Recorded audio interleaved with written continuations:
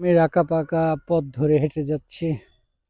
এখন যাব ওই দূরে, ওখানে দেখা যাচ্ছে সরিষা ক্ষেত। ওই সরিষা ক্ষেতে যাব। ক্ষেতের আইলের উপর দিয়ে হেঁটে যাব। যাচ্ছি। দর্শক আসুন আমার সঙ্গে, যাওয়া যাক।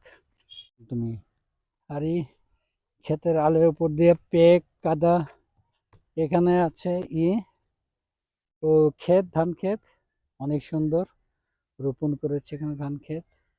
টাগাই কচুরি পানা এগুলো। হ্যাঁ, কচুরি পানা এগুলো সব টাগাই। এখন আমরা হেঁটে যাব সেই সরিষা ক্ষেত। সরিষা ক্ষেতের দিকে আমরা এগিয়ে যাচ্ছি হেঁটে হেঁটে। দীর্ঘ বছর পর, কত বছর পর এই যে সরিষা ক্ষেতে কিনারে আসলাম, এটা আমার ঠিক মনে নেই। অনেক দিন পর, বহু বছর পর সরিষা ক্ষেতে কাছে আসতে পেরে আমাকে ধন্য মনে হচ্ছে। চলুন আরো নিকটে যাওয়া যাক। গৃহস্থদের মুরগি আছে এখানে। হ্যাঁ, এই সেই সরিষা ক্ষেত, যে ক্ষেত দেখলে মনটা জুড়িয়ে যায়। ফুল এবং সেন্ট, একটা সুবাস আছে, খুব সুন্দর একটা সুবাস। ওই সুবাসটা আমি পাচ্ছি। আরো আরো নিকটে যাওয়ার কোনো প্রয়োজন নেই। এখান থেকে আমি খুব একটা ঘ্রাণ পাচ্ছি, স্মেল, দারুণ একটা সুন্দর একটা সুঘ্রাণ। দর্শক, সত্যি আমি বুঝাতে পারবো না আপনাদের যে সরিষার একটা নিজস্ব একটা সুন্দর একটা গন্ধ আছে। গন্ধ মানে সুবাস, যাকে বলে সুবাস।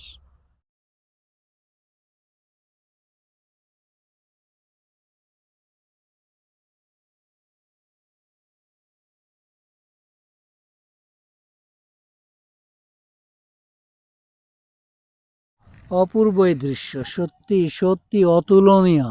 সুবাস সুবাস, আমার বুক জুড়িয়ে যাচ্ছে, মন জুড়িয়ে যাচ্ছে, শ্বাস প্রশ্বাস খুব সুন্দরভাবে নিতে পারছি। এখানে ঢাকার কোনো কোলাহল নেই, নেই কোনো রিক্সার টুনটুন গাড়ির হর্ন। নিরিবিলি একটা পরিবেশ, সত্যি অপূর্ব, ভালো লাগছে।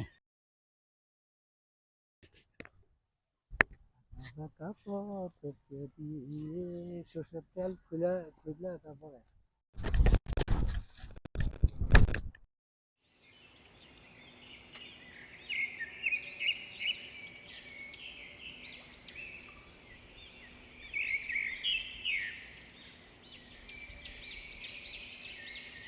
ও এটা এখানে ফুল দেওয়ার জন্য তোমাকে অনেক ধন্যবাদ।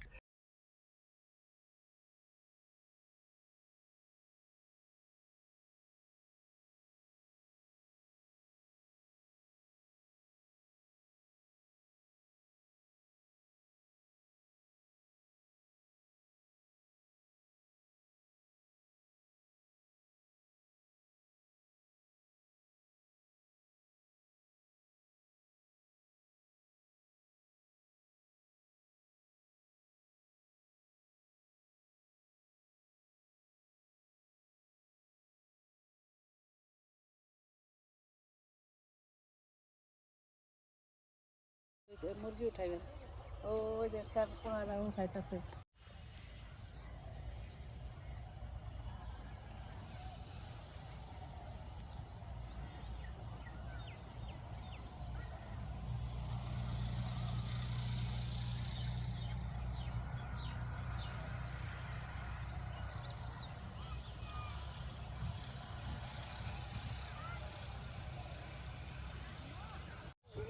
এই যে দেখি সুন্দর আছে ফুল।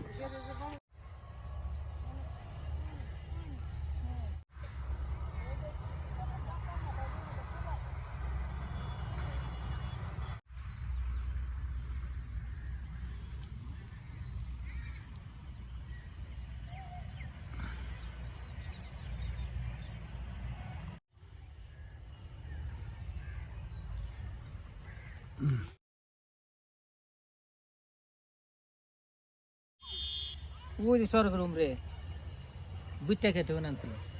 তা জানি না, দেখি আমাদের